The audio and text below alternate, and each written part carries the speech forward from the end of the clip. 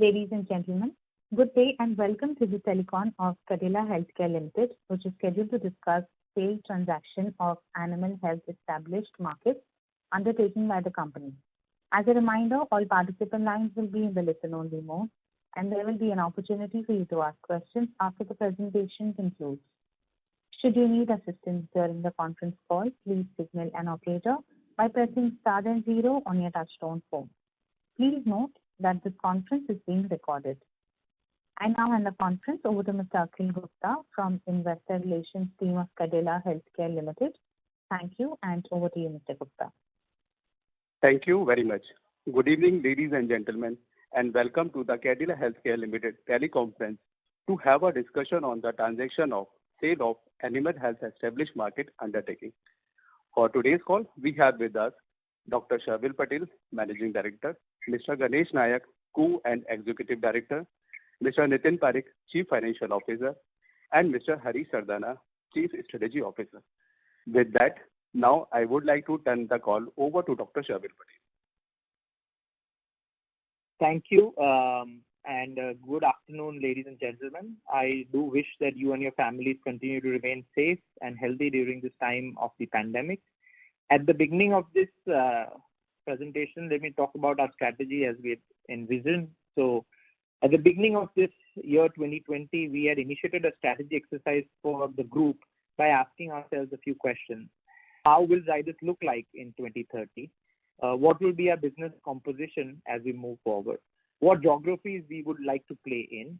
Where we will be compete on scale, and where we will be looking at customer intimacy? Also, what will be the state and contribution of our various innovation programs that Zydus is betting big on? And many other questions around the organization, including talent, capital allocation, quality and size of the balance sheet to mitigate any delays and setbacks that may come our way. Coming out of the exercise, we concluded that a strategy for the decade of 2021 to 2030 should have the following core elements. For India geography, we are targeting both our human health and consumer wellness businesses to significantly scale their operations while maintaining healthy EBITDA margins. We foresee US geography to be a good mix of generics and specialty going forward. We intend to build a portfolio of assets in the branded space, both from our own pipeline and the opportunistically taking inorganic bets.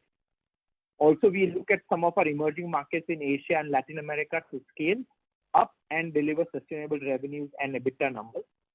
We are also advancing our clinical programs for Saroglitazar for 2 indications of PBC and NASH in the US market and European market. We are also working on developing the next wave of biosimilars and intend to take a few of them for the global filings. And we are also targeting a large scale-up of our vaccines program during this period. Overall, we believe that by 2030, Zydus will look very differently from what the Zydus is of today, with a large chunk of revenues coming from new business lines like NCEs, biologics, vaccines. Coming to our animal health business, as part of our global strategy and to achieve the next phase of growth for this business line, we transferred it into a separate entity known as Zydus Animal Health and Investments Limited in FY20. The business was divided into 2 undertakings. One was to focus on India and certain other countries known as Animal Health Established Markets Undertaking. The other undertaking, namely Animal Health Emerging Markets Undertaking, was to work on the new growth avenues in the regulated markets of United States and Europe. The transfer was done to accord specific thrust and greater focus on the animal health business, aided by improved customer focus, which would help provide greater visibility of the performance of the business and also attract the right talent at the global level. The aim was also to expand the animal health business by exploring strategic choices such as leveraging its stock product pipeline as well as its new manufacturing facility and forging technical and marketing alliances, including joint ventures, the global regulated markets. In a way, we were looking to drive the growth in a similar way as we did for our consumer wellness business in the previous decade, both by exploring organic and inorganic opportunities and also inviting the participation in equity from the investors to accelerate the growth journey.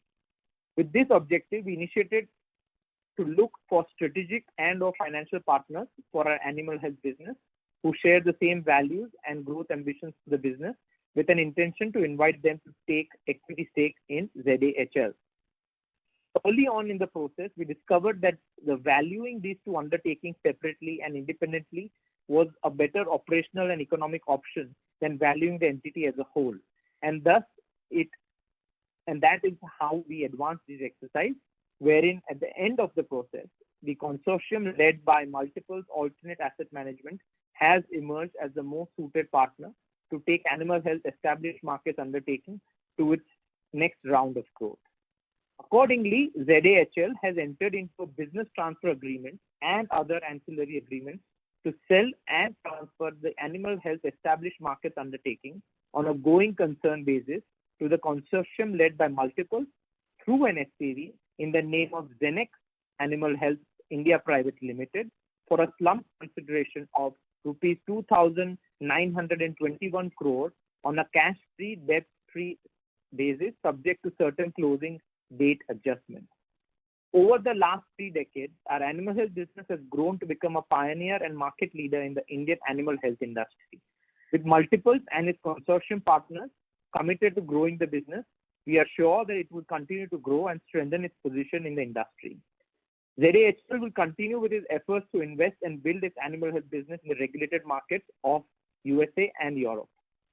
We plan to utilize the cash which will be generated from this transaction for pursuing the strategic objectives in India and US geographies and advance our innovation-led programs in the NCEs, biologics, vaccines, biosimilars, and specialty area. In the short term, the cash will help us deleverage our balance sheet by reducing our debts to below the 1,000 crore rupee mark. The transaction is expected to be EPS neutral. Thank you, and now over to the coordinator for the question and answer session. Thank you very much. We will now begin the question and answer session. Anyone who wishes to ask a question may press star and 1 on their touchtone telephone.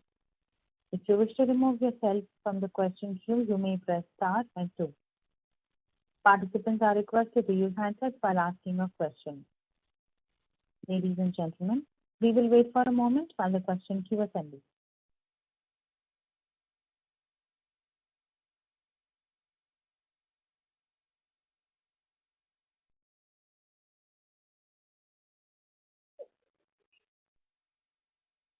The first question is from the line of Surya Patra from Phillip Capital. Please go ahead.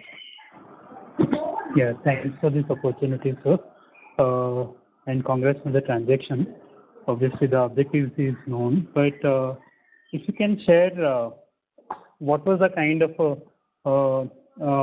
EBITDA profile of the business and what is the kind of number of, what is the revenue base that we would be losing with this transaction? And also, what is the kind of advantage or disadvantage that the remaining animal business that would be there for the company? So what advantage, disadvantage it can see because of this transaction? So let me answer the second question first. Yeah. We do have plans to build a US franchise of the animal health business. The US franchise will be more driven towards the companion animals, whereas the India business is more driven by the livestock and poultry side of the business. So they are very different in the nature of products that get developed. Also, we have set up a new facility which is commissioned and has already taken regulatory batches for filing for the US for something known as ANDAs, which are the equivalent of ANDAs for the US generics. And we have started our efforts on filing that. So we have a plan in the next 3 to 5 years to not only file a good number of ANDAs, but also then launch them subsequently in the US market and create a US business out of this. So that is the current strategy. And then also we will leverage the same capability to find partners in Europe also if needed for some of this portfolio. But by and large, the effort is strongly focused towards the US market where we have the local knowledge, the distribution understanding, as well as a team that can help us build this business. With respect to India, this business contributes about 3 to 3.5% of our sales and about 4% of our consolidated EBITDA. So it's a meaningful business, but it is not very large. In terms of FY21, which are still not audited numbers, so we still don't have the audit numbers, but maybe Nitin Bhai or Vishal can add to the FY21 EBITDA and sales. Yeah, sure. So 1920 audited, sales was 513 crores and EBITDA was 88 crores. And in 2021 financial year, our provisional estimated numbers is sales of 600 crores and EBITDA of 150 crores. Yes. Thank you. And since we are transferring asset also, and along with it, we are transferring manufacturing plant, can you share what would be the gross block of that and what asset that we are sharing? Apart from the asset quantitatively. I think Vishal can give you those numbers later. We don't have numbers handy, but it's not a very significant part. For the clarification, there is a plant in Haridwar which we had acquired somewhere in 2015 from Zoetis. That plant is catering to India and certain emerging markets. That is the part of the transaction. But there is another plant which is in SEZ Ahmedabad, which is to manufacture products for regulated market like US and Europe. That is a separate business undertaking and not part of this transaction. My next question, sir, you have mentioned that the money that is getting or the process of the transaction will be utilized for reducing the debt, and you have mentioned that in the opening remark it will reduce to kind of 1,000 odd levels of gross debt situation. Is it the case? That is right. Okay, so that means we are already at a kind of near about 4,000 odd kind of gross debt level that we are currently at this juncture. We are talking about net debt levels of less closer to Okay. 1,000. Okay. Thank you, sir. Thanks a lot. Thank you. A reminder to the participants, anyone who wishes to ask a question, press star and one now. The next question is from the line of Kunal Shah from MC Global. Please go ahead. Congratulations and thank you for taking my question. So the first question is on the tax implication on the proceeds. So what would be the tax that we have to pay on this transaction on the proceeds?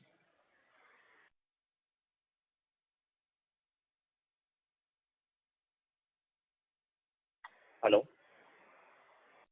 Yeah, so maybe Vishal or Nitin, you can answer. I think it will be subject, you can answer that question. I think it will be around 25% tax rate, which is what ZHL is subject to. 25%. But it would be on the capital gains, right?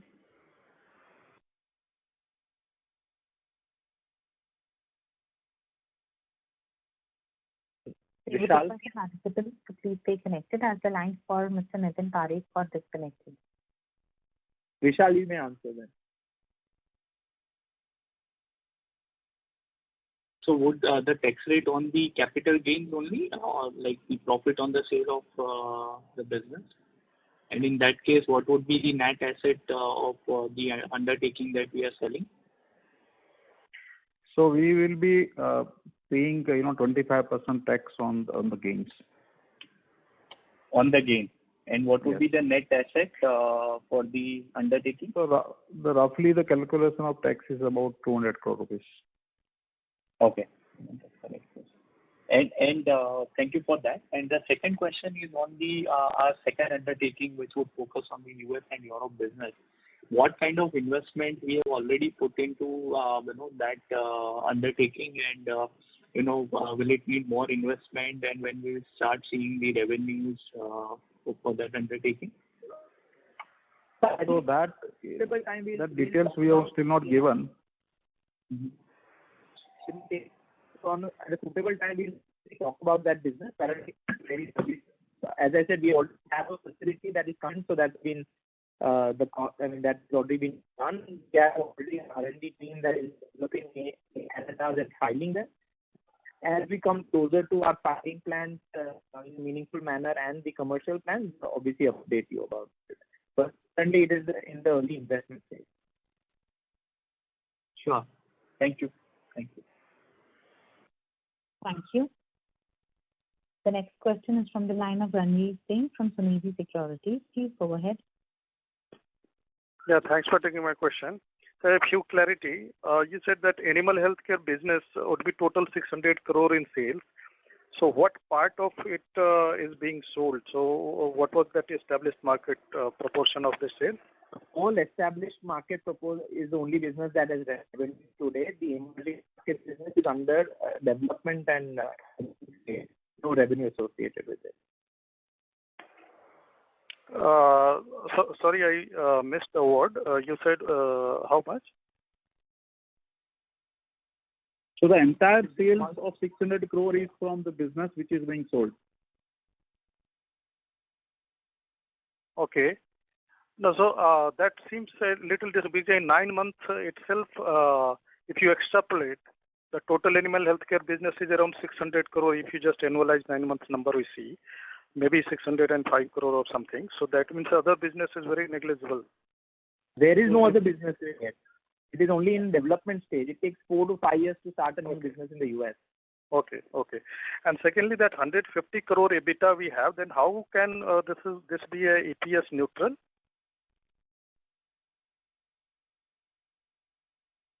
So the cash which will be received will be temporarily used for certain investments. On the long term, because let us say go for various strategic investments, it will be EPS accretive. But for the right now, for the temporary period, we believe that there is not going to be much change in terms of the EPS. It will be almost neutral. Okay, fine. And is there any debt in that animal healthcare business? No, there is no debt. Okay. Fine. All the best. Thanks. That's it from my side. Thank you. The next question is from the line of Prakash Agarwal from Axis Capital. Please go ahead.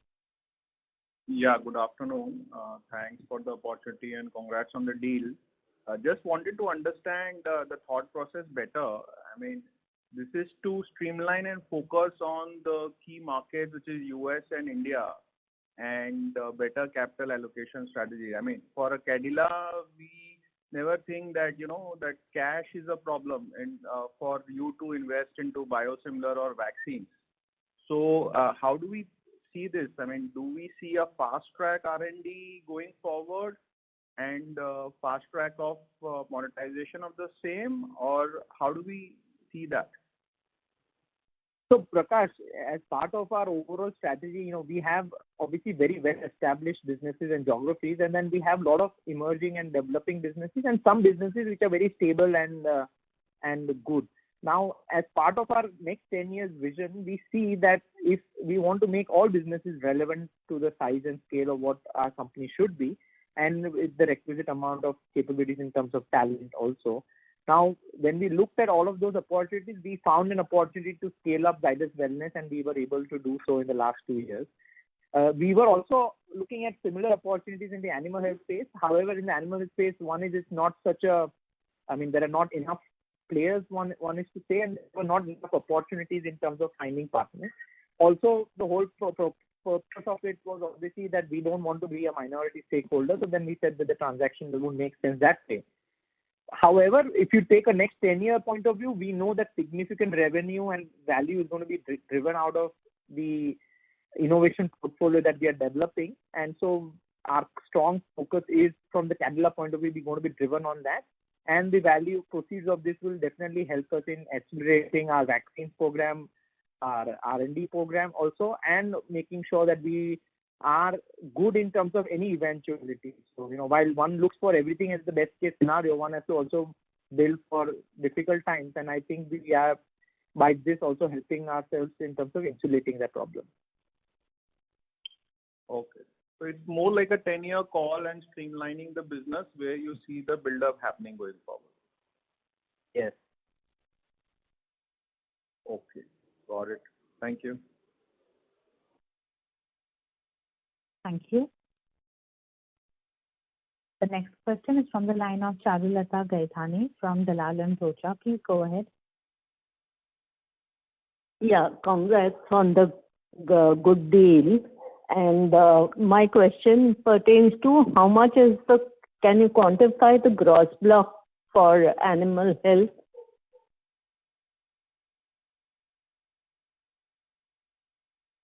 So as I said, right now we don't have the ready numbers.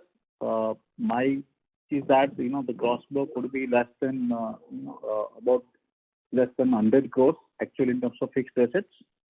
So it's not a very significant part of the block. Okay. As you know, we had acquired in 2015 Zoetis with a land building, plant and machinery as well as certain products, know-how, etc., which was at 170 crores, and there would be depreciation over a 5-year period on that. Okay.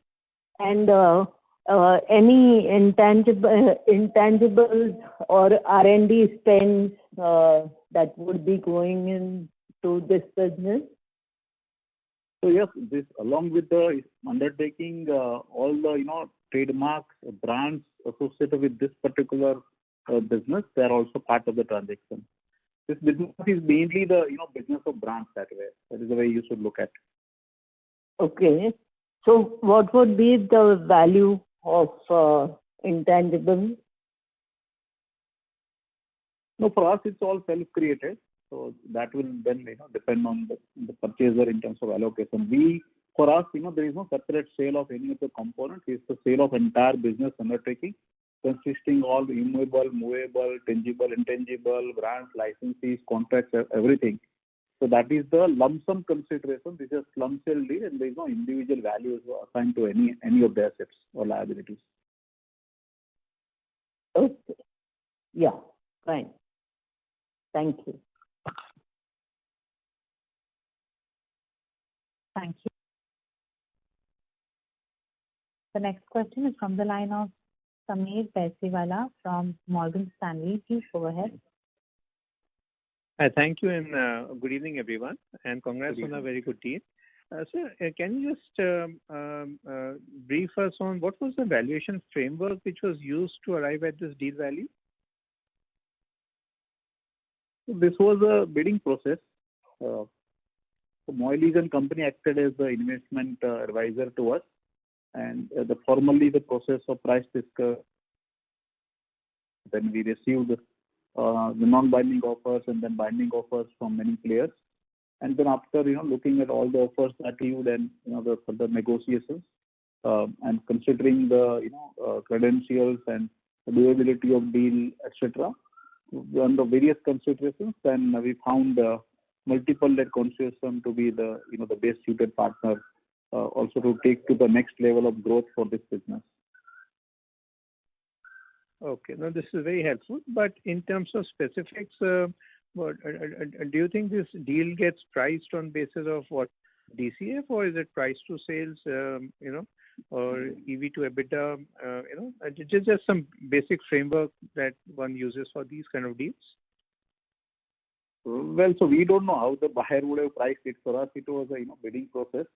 What it ultimately translates, if I take my 2021 estimated number of sales of 600 crores and EBITDA of 150 crores, something like 19 plus times of EBITDA and about 5 times the revenues. Okay, fair enough. I get that. And so second thing is, I know you've spoken about the areas of focus going forward, but would there be any change to your plans now, in the sense that now you can pick up 5 more biosimilars and do a global trials? Is that the way you're thinking about it, or could you accelerate some M&A ideas that you were not able to do so far? So any thoughts on this? So definitely, Sameer, the main one of that will definitely be global biosimilar programs that we are looking for the 25-26 time frame, and we have already identified some programs for that. Also, acquisitions in the specialty space in the US, which we are very keen to do, will continue and will get further momentum also from our side. And by and large, and also the large clinical development programs that we have for our specialty business in the US, including Saroglitazar, will get a further boost in terms of what we want to do. And more recently, but something that has always been part of our vision, is to how do we scale up our vaccines business. So now we are definitely, obviously we are doing so on the COVID front, but we are looking at how do we scale up our MR, our typhoid conjugate, and our the flu vaccine, which has become a very critical vaccine in post-COVID era as well.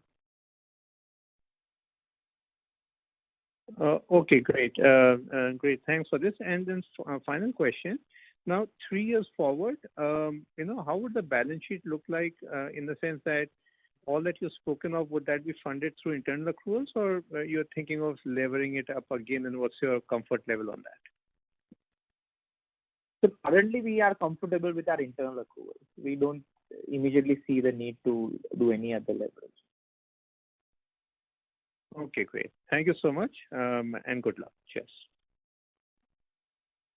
Thank you.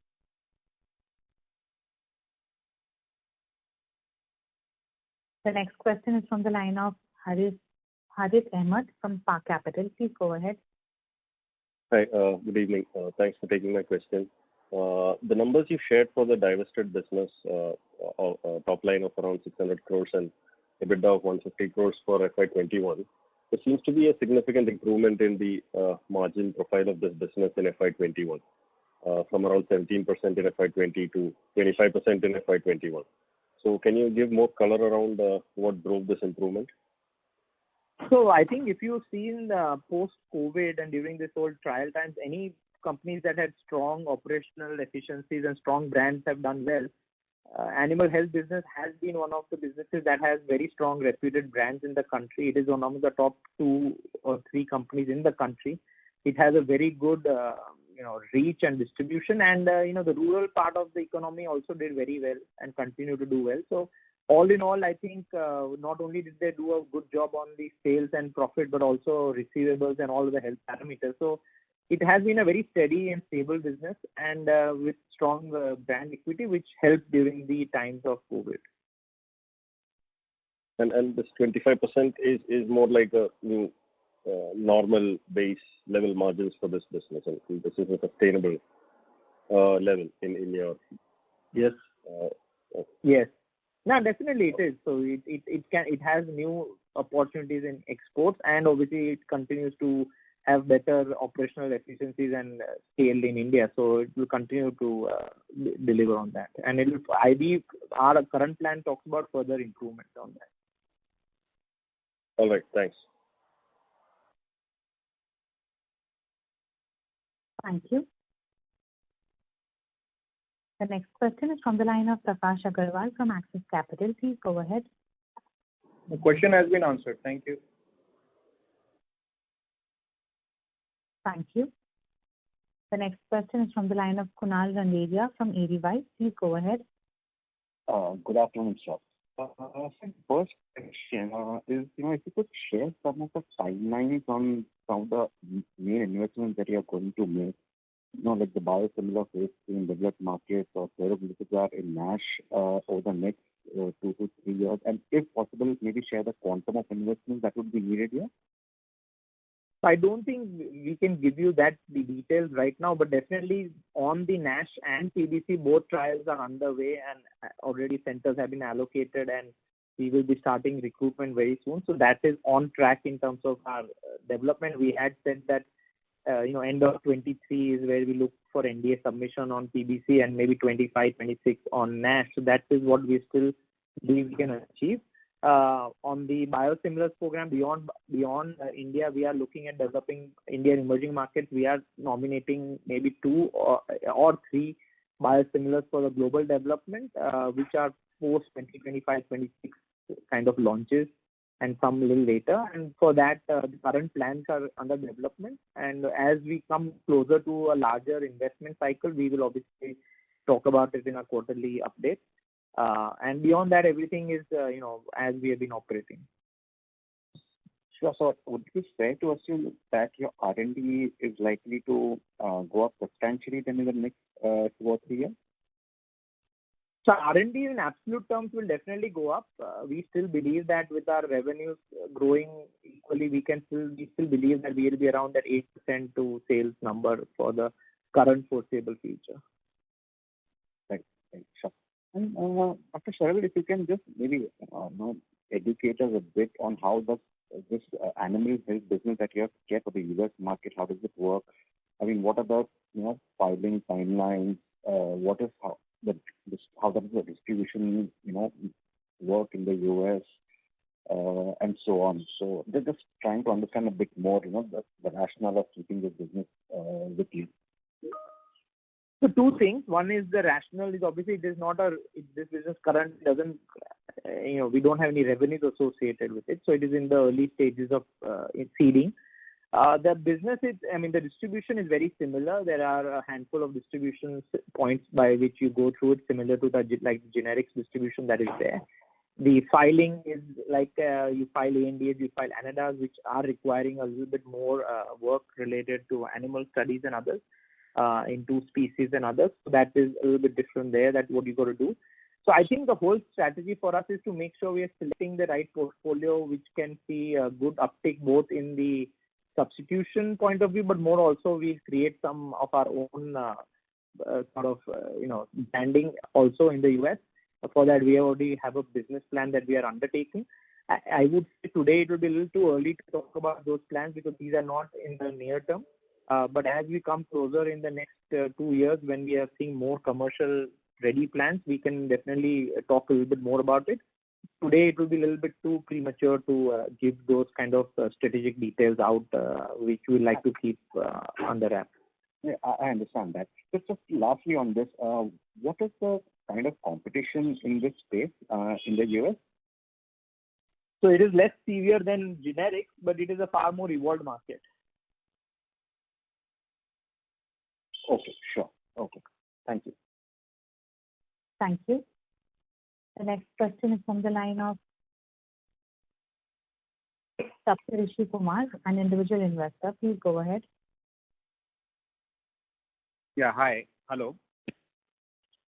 Yes, hi. Could you share with us what kind of outlay would you have for your vaccine business in the near future? So currently, most of our funding has already been done for our vaccines. The other investment, a lot of plants and facilities have been hit, but in the next couple of years, when we have a major cycle of investment, we can discuss it. But currently, by and large, at least for current portfolio, we have already invested in. Okay. So for your upcoming this COVID vaccine also, you don't need fresh investment, right? For the current scale, we have invested. If we have to increase that with looking at the need of that, then we will look at further investment. Okay. Okay. Thanks a lot. Thank you. That was the last question. I would now like to hand the conference over to Mr. Akhil Gupta for closing comments. Thank you everyone for joining the teleconference and for your continued support. We look forward another interaction in investor call for Q4 21 results soon. Wishing for you and your loved ones health and safety at this time. Thank you and have a good day. Thank you. Hello. On behalf of Cadila Healthcare Limited, that concludes this conference. Thank you for joining us, and you may now disconnect your lines.